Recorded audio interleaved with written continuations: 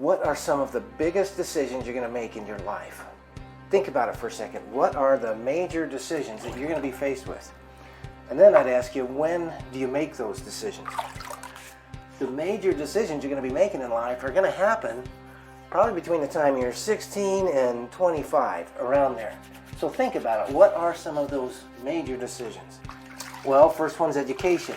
Are you going to go to college?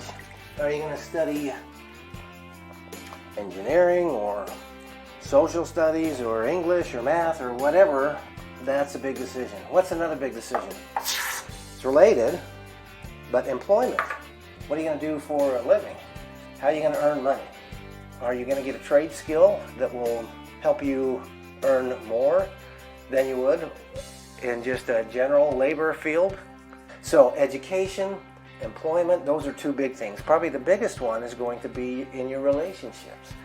And particularly if you're dating a young lady, how serious you are, how serious she is. Are you going to get married? Are you going to start a family? Are you going to spend your lives together?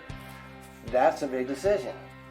So a lot of the decisions, a lot of the biggest decisions you're going to make are going to happen the time between your 16th birthday and maybe 25th birthday. So how have you done so far at making those decisions? I don't want to discourage anyone. If you're in your late 20s and you haven't figured out what you want to be when you grow up, well, it's not too late. You can always make a course correction, always. But there is some payback relative to time.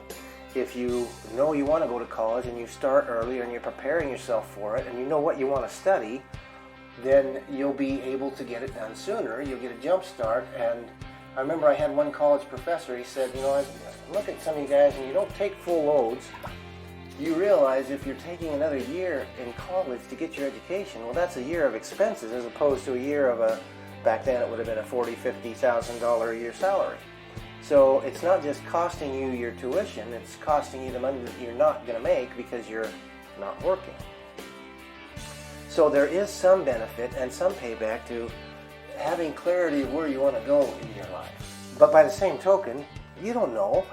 You haven't tried everything. You may think, as I did, well, I wanted to be a pilot, and I had the opportunity to go flying once or twice in private planes. In fact, I got a video on the YouTube channel about flying with an astronaut, a former boss of mine. I'll put a link to that one. You can go watch that one. Great, great guy.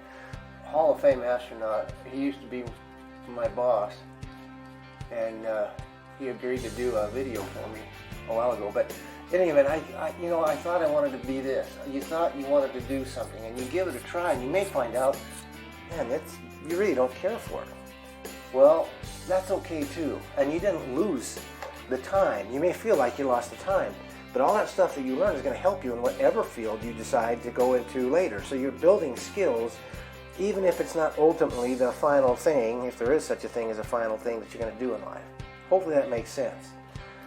But the point I want to make is, I want you to think about where you want to be in 3 years, or 5 years, or 10 years. And is the behavior or are the things you're doing right now in your life helping you get there or slowing you down? I started listening to Jim Rohn about 10 years ago. I never heard of him before. Some guy mentioned him, that he was a mentor of his. So I looked him up and started listening to his stuff. And he points out, and he's not the only one, others have pointed out too, time is the biggest asset that you have. Time is what you can't get more of once it's gone. You can get more money once your money's gone, but you can't get more time once your time's gone. I just had my 59th birthday last month, so I know what he's talking about. I'm not getting any younger. So here's what I would invite you to do. You think about where you want to be in 5 years and write it down. Now, where are you now, where you want to be, and then you got to think about what's going to take to get there and start mapping a path.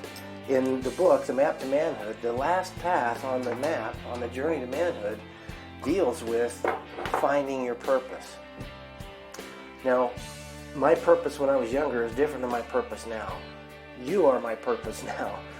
Some food for thought this Monday morning from Stepdad.